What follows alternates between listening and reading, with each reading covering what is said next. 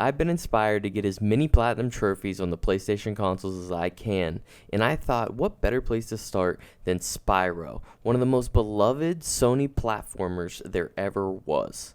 Instead of just platinuming all the games that I plan to play on this channel, I'd like to beat the recommended time from their trophy guides as well. So with that being said, let's go ahead and take a look at the Spyro the Dragon trophy guide. 7 hours to complete, 1 singular playthrough. That's because all the levels are replayable. 2 out of 10 difficulty. There are no missable trophies. That is one thing I want to point out. There are a couple that are noted as buggy, arachnophobe, and I'm in the money. However, we'll talk about those when we get there. I've never personally had any of those bug out on me. Spyro the Dragon has 5 regular homeworlds, each one that consists of 3 regular levels, a flight level, and a boss level. There's also an additional homeworld that we'll talk about once we get there. The main objective of Spyro the Dragon is that Gnasty, the main antagonist, has turned all the elder dragons into stone, but since we're so small, he must have forgot about little old Spyro. Now we're tasked with freeing all the dragons, but they're not the only collectible that we're going for. We're also going to be collecting every gem and every egg across the variety of levels that we go to. The best way to tackle these collectibles is to get them as you go and to not leave a level until you've completed it. So once we get through the cutscene here, we're going to get dropped into the Artisans homeworld. We're going to actually find our first trophy here by jumping on these 5 stones. It doesn't matter what order you do it, but it's going to pop and hop, skip, and a jump. So that's going to unlock our very first flight level, which we're actually going to go into and grab another trophy while we're here. So after a few failed attempts of trying to do this loop-de-loop through the arch, I am able to get it, and the Barnstormer trophy does pop. Now I don't always recommend using cheats, but in this case it doesn't disable any trophies, and it's also kind of helpful to never have to restart because you run out of lives. So if you pause the game and press R2, L2, R2, L2, up, up, up, up, circle, you will get 99 lives, and then you don't have to worry about resetting levels if you die. We're actually going to enter Dark Hollows now, and we do end up getting a trophy here. There are 2 fires that you're going to want to set ablaze, and that will unlock a trophy. Here in Stone Hill, we do find our first Egg Thief, which is just another one of the collectibles that we'll be going for throughout our playthrough. So now heading into Town Square, we actually have another Egg Thief to go after. But right before that, we're going to make this jump and fly to this little ledge to go get to him and get Leaf on the Wind. Now we find ourselves on our first boss level. Toasty is what ends up being a sheep on some stilts, but we do have a trophy for taking him down without taking any damage, and these dogs in his level are actually the first 2 HP enemies that you run into in Spyro, so they can be a bit of a nuisance, so it's no shame in just resetting until you get it. Now that we've beaten all the levels in the Artisans homeworld, we are going to hop on the balloon and we'll get the Boom trophy for using one of the balloons. From here, you'll arrive in the Peacekeeper's homeworld, which is a desert type terrain. Here in Dry Canyon, we're actually going to get a trophy. Birdbrained is for charging a bird, which I do a couple times. In Clifftown, there is a trophy for flaming every vulture, so make sure you use your flame on them once you glide over from the top of the level, and that will get Birds of a Feather. Once we're in Icy Cavern, there are going to be a couple Norks that have skis on, and once you flame all 3 of them, you will get this achievement called Triathlon.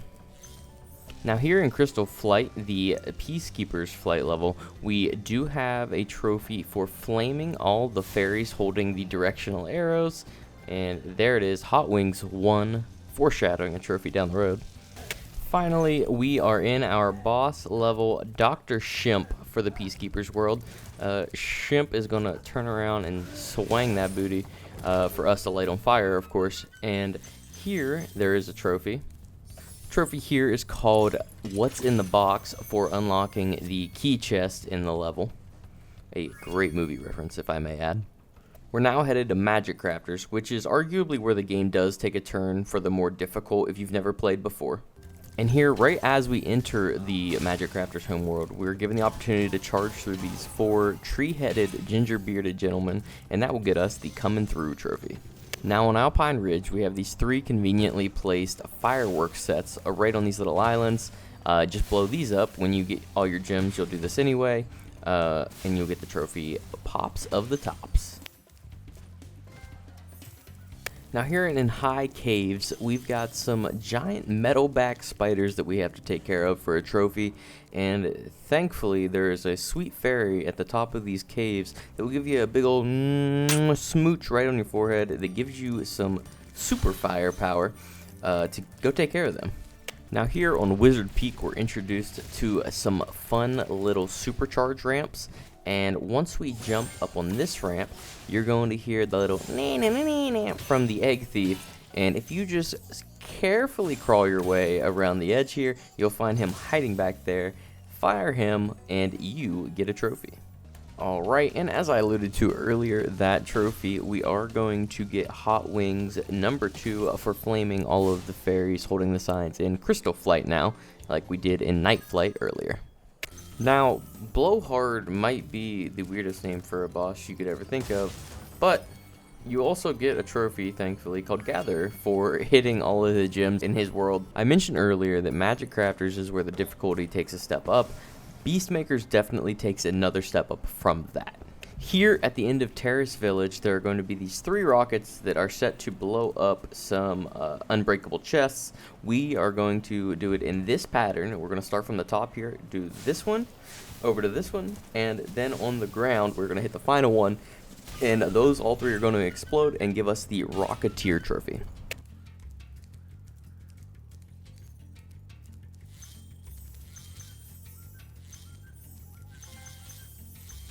Now there's a couple different spots you can complete this challenge here in Misty Bog, but right off the spawn, if you go behind here, you're going to see this chicken fodder run into this box, and the Nork celebrating. Well, you can kill the Nork, and then also, I flamed the chicken, but they did still pop, but cage free is the trophy. I think you're just supposed to charge into the thing and free the chicken. I killed him and still got it, so. Now here in Rooftops, the whole gimmick is getting around with these supercharged jumps. You're going to hit them all eventually if you're going for all the gems here, which you should be, and you'll just get this by hitting each and every ramp. Here in Wild Flight, there is a trophy for completing the whole thing without touching the ground, which honestly there's not much to touch the ground for in this level, so I thought this was a pretty simple one to get on your first playthrough anyway. Now in the boss level for Beastmakers, we find ourselves in Metalhead, and he's a somewhat gimmicky but more difficult, I guess, final boss. Not too difficult, still very easy.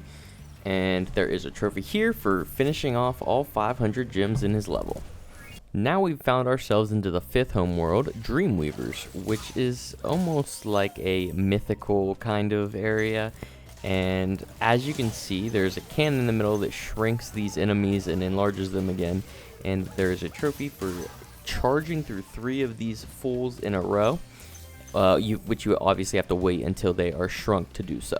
The first level we're going to go into here is Dark Passage, and there are these creatures that also shrink and enlarge here.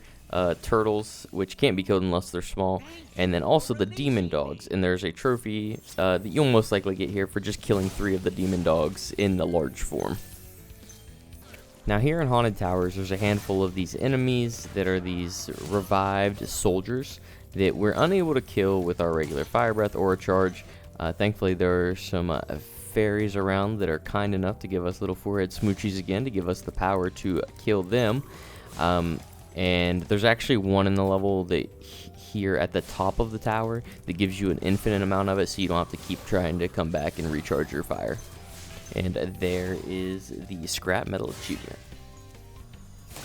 Now our level of flight for this one is Icy Flight, and the trophy that we are going to get right here is for not touching the ground once again, just like the last one. Now here in the Jackie's boss level for Dreamweavers, we're actually walking to the side here, and there's this little whirlwind we're going to take, and we flame breath all 4 of these nightmare beasts, and on the way down we get that trophy to pop for Jackie's Tacular. Now that we've beaten the 5 main home worlds, we're actually off to Gnasty's world, which is going to have the last few levels of the game. Now playing through here, I was aware there was an achievement of getting through the entirety of Nork Cove without killing any of the rats, the little fodder to gain health.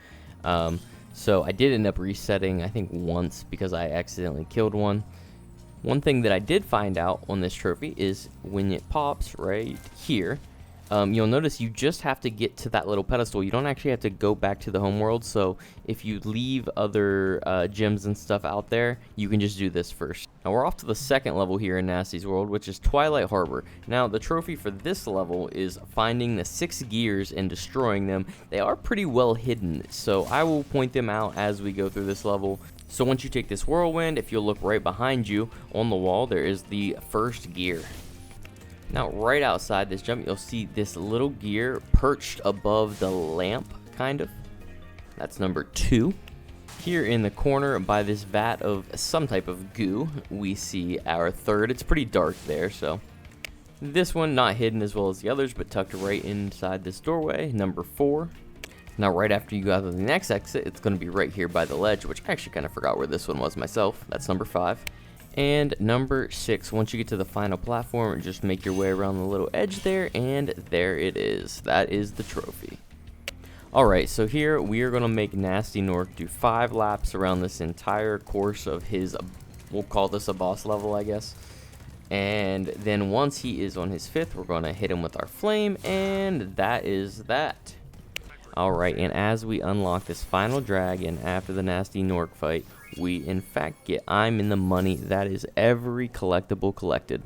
Alright, and with that we actually unlock Gnasty's loot, which has an additional 2,000 gems to be collected. That is the Hoarder trophy.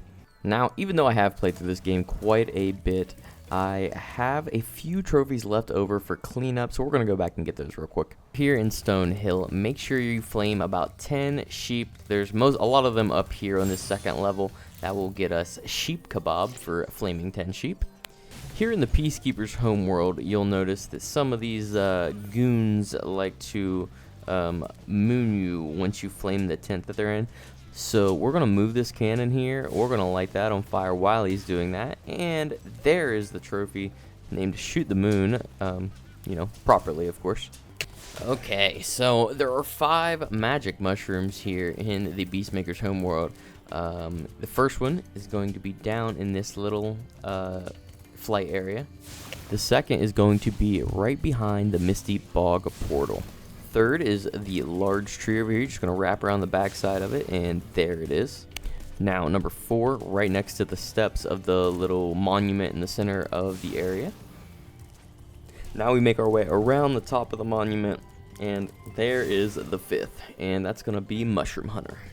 Alright, and here on Lofty Castle, there's this little streak of these puffer birds, and we're just going to charge these 4 right here in a row, and that's going to get us all puffed up, and just like that.